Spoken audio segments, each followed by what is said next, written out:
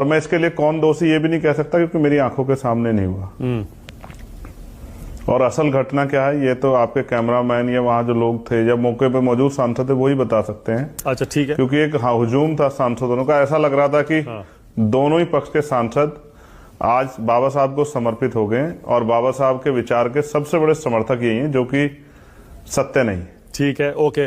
तो आप फिर ठीक है, आप वहां नहीं थे, मैं समझ सकता हूं। तो फिर ये बताइए, अमित शाह का 11 सेकंड का क्लिप निकालकर जो ये कहा जा रहा है कि उन्होंने बाबा साहब का अपमान किया, आपने वो 11 सेकंड का क्लिप देखा होगा, मैंने कल दिखाया था। आपने पूरा बयान भी देखा होगा, पूरा भाषण आपने सुना होगा, मैंने पूरा बयान भी दिखाया था।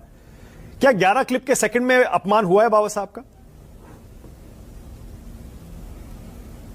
देखिए मानक भाई, ये आज की बात तो नहीं है। मैंने आलू से सोना भी देखा है सोशल मीडिया पे, ठीक है। तो ये तो जब किसी को मौका मिलता है वो अपना प्रयास करते ही हैं एक दूसरे पे आरोप लगाने का। जबकि सच ये है, अगर मैं स्पष्ट रूप से कहूं निष्पक्ष भाव से, कि वो कांग्रेस के ऊपर हमला करना चाहते थे, लेकिन जिस तरह की शब्दावली थी वो शब्दावली में बाबा साहब का जो नाम प्रयोग किया गया और उस बात का जो लहजा था वो सही नहीं था। जो उन्होंने कहा कि भाई जितनी बार बाबा साहब का नाम फैशन के साथ रट रहे हो, अगर इतनी बार भगवान का नाम रट लिया होता तो इनकी 7 पीढ़ियों को मोक्ष प्राप्त हो जाता। हालांकि अमित शाह जी बड़े नेता हैं, लेकिन गृह मंत्री हैं देश के, लेकिन सच ये भी है कि इस देश में तो करोड़ों महिलाओं का, शोषितों का, वंचितों को जो मोक्ष का तो मुझे पता नहीं कि मरने के बाद मिलता नहीं मिलता, लेकिन उनकी मुक्ति का जो रास्ता खोला है वो तो बाबा साहब अम्बेडकर ने खोला है।